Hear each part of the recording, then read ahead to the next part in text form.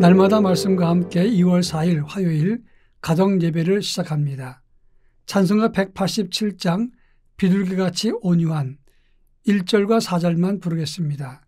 찬송가 187장을 다 같이 부릅니다.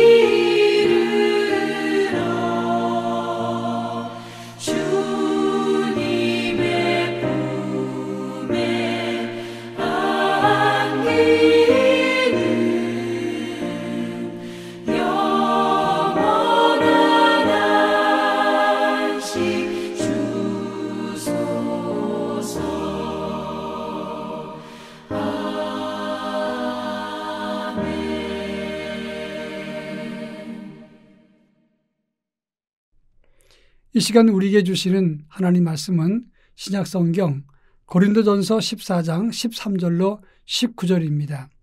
고린도전서 14장 13절로 19절 말씀을 제가 봉독합니다. 그러므로 방언을 말하는 자는 통역하기를 기도할지니 내가 만일 방언으로 기도하면 나의 영이 기도하거니와 나의 마음은 열매를 맺지 못하리라. 그러면 어떻게 할까? 내가 영으로 기도하고 또 마음으로 기도하며 내가 영으로 찬송하고 또 마음으로 찬송하리라. 그렇지 아니하면 내가 영으로 축복할 때 알지 못하는 처지에 있는 자가 내가 무슨 말을 하는지 알지 못하고 내 감사에 어찌 아멘하리요. 너는 감사를 잘하였으나 그러나 다른 사람은 덕세움을 받지 못하리라. 내가 너희 모든 사람보다 방언을 더 말함으로 하나님께 감사하노라. 그러나 교회에서 내가 남을 가르치기 위하여 깨달은 마음으로 5마디 말을 하는 것이 1만마디 방언으로 말하는 것보다 나으니라. 아멘. 성경을 보면 하나님은 성령의 역사를 통해서 믿는 성도들에게 여러 가지 은사를 베풀어 주시는 것을 알 수가 있습니다. 에베소 4장 11절에 보면 어떤 사람은 사도로, 어떤 사람은 선지자로, 어떤 사람은 복음을 전하는 자로, 어떤 사람은 목사와 교사로 삼으셨으니 이렇게 말하고 있습니다. 사도와 선지자, 그리고 여기서 말하는 선자는 예언하는 사람을 말합니다. 또 복음 전파하는 사람과 목사와 교사, 이렇게 5가지 유형의 은사와 직분을 설명하고 있습니다. 그런가 하면 고린도전서 12장 8절에 보면 성령으로 말미암아 지혜의 말씀을, 또 지식의 말씀을, 믿음과 병 고치는 은사, 능력 행함과 예언과 영분별, 방언과 방언 통역함을 이렇게 말하고 있습니다. 모두 9가지 은사를 설명했는데 어떤 경우는 5가지, 어떤 경우는 9가지 이런 은사들을 설명합니다. 성경 전체를 살펴보면 약 42가지의 은사를 성경은 말하고 있다 이렇게 주장하는 학자들도 있습니다. 그런데 은사는 생례적인 은사가 있는가 하면 후천적으로 하나님 주신 은혜를 받아서 은사자가 되는 경우도 있습니다. 바울이 본문을 기록할 당시는 신학교나 목회자 훈련이 없었기 때문에 이 성령의 은사에 대해서 사람들이 오해하는 경우가 많이 있었던 것입니다.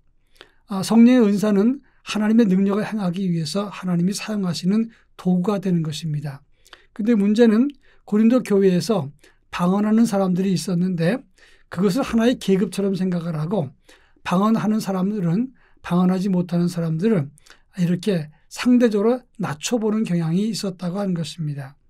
바울은 고린도전서 14장 13절부터 19절에서 이 문제를 언급하면서 방언도 좋지만 가능하면 예언하도록 힘쓰라 이렇게 권고했다고 하는 것입니다. 오늘 우리가 읽은 본문의 말씀이 어떤 의미인지 또는 이것을 통해서 우리는 무엇에 치중해야 되는가를 함께 살펴보도록 하겠습니다. 먼저 13절에 보면 방언을 말하는 자는 통역하기를 기도할지니 이렇게 말씀하고 있습니다. 이 말은 방언과 통역을 같이 하라 그런 뜻이 아닙니다. 이것은 방언을 했으면 그 다음 더 큰 은사를 사모하라, 거기 멈춰 있지 말라, 이런 의미가 되는 것입니다. 이렇게 말하는 것은 방언하는 사람들이 방언을 많이 할 때 몇 가지 문제가 있습니다. 첫째는 자기는 방언을 하지만 다른 사람이 알아들을 수가 없다는 것이고, 또 다른 사람이 생각할 때 저게 뭐 하는 거지? 그러면서 함부로 말하기도 어렵고 그렇다고 이상해서 또 궁금하기도 하고 그런 경우가 생길 수도 있는 겁니다. 그런가 하면 이 방언하는 사람들은 은근히 자기를 과시하기 위해서 바울 당시에 있었던 일이지만 사람들 보는 앞에서 일부러 큰 소리로 자기를 보라고 주목하라고 방언하는 사람들이 있었던 겁니다. 그러면서 이것이 하나의 우월의식처럼 생각을 해서 교회 안에 단합을 깨고 하나가 됨을 깨게 했던 그런 경우가 있었던 겁니다. 바로 이러한 문제를 알고 권면하는 것입니다.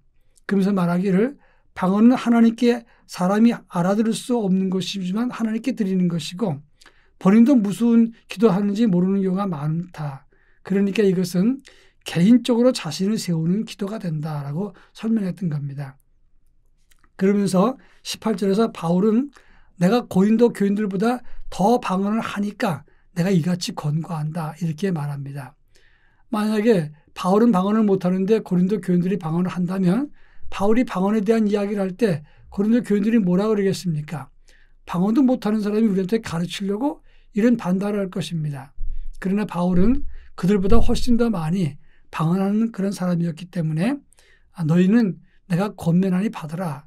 방언하는 사람은 통역도 할 수 있도록 하고, 그리고 19절에서는 1만 마디 방언보다 남을 가르치기 위해서 깨달은 마음으로 5마디 말하는 것이 더 낫다 이렇게 말했다는 것입니다. 여기서 깨달은 마음으로 다른 사람을 가르치기 위해서 말하는 것은 이것을 예언하는 은사를 말하는 것입니다. 여기서 말하는 예언의 은사는 미래를 예언하는 것이 아니라 하나님 말씀으로 덕을 세우고 권면과 그리고 위로와 덕을 세우면서 말해 주는 것을 여기서 예언하는 은사라고 말하는 것입니다. 그러니까 지금으로 말하면 목회 사역을 하면서 설교와 권면, 위로의 말을 하는 것이 여기 성경에 나오는 예언의 은사라고 말하고 있는 것입니다. 결국 바울은 남이 알아듣지 못하는 방언하면서 공동체에 위화감을 주지 말고 방언은 조용히 하나님과 1:1 나와의 관계에서 하고 덕을 세우려면 1만 마디 방언보다는 5마디 덕과 권면하는 예언을 하라 이렇게 말했던 것입니다. 이렇게 말하는 것은 바울의 의도는 은사는 개인의 자랑이나 영성을 드러내는 어떤 마크가 아니라 모든 은사는 그리스도의 몸을 유익하게 하기 위해서 존재하는 것이다. 이것을 강조했던 것입니다.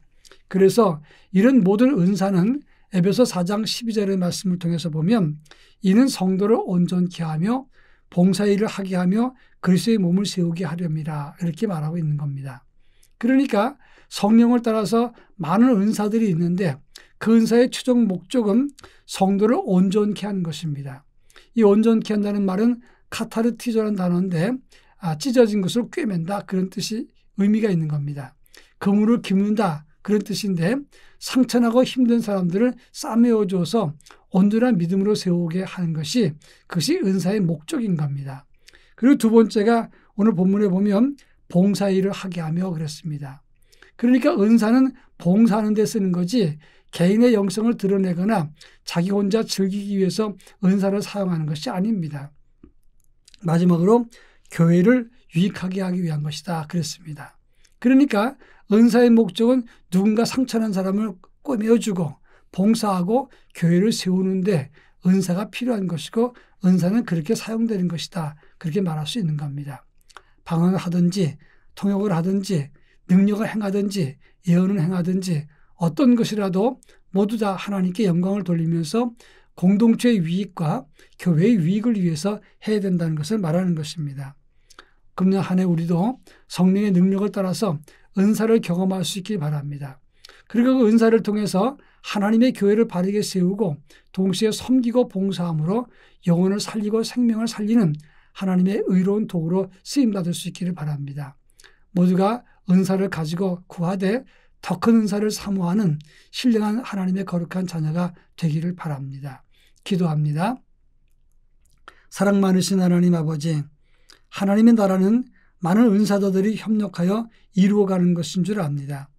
하나님은 우리 모두에게 각각 은혜를 주고 또 은사를 주셨는데 우리가 받은 바 은사가 무엇인가를 깨닫게 하시고 그 은사를 통해서 공동체를 바르게 세워갈 수 있도록 은혜를 더하여 주옵소서. 은사 받은 것을 사장시키지 말고 그 은사를 통하여 하나님께 영광을 돌리게 하옵소서. 예수님의 이름으로 기도합니다. 아멘.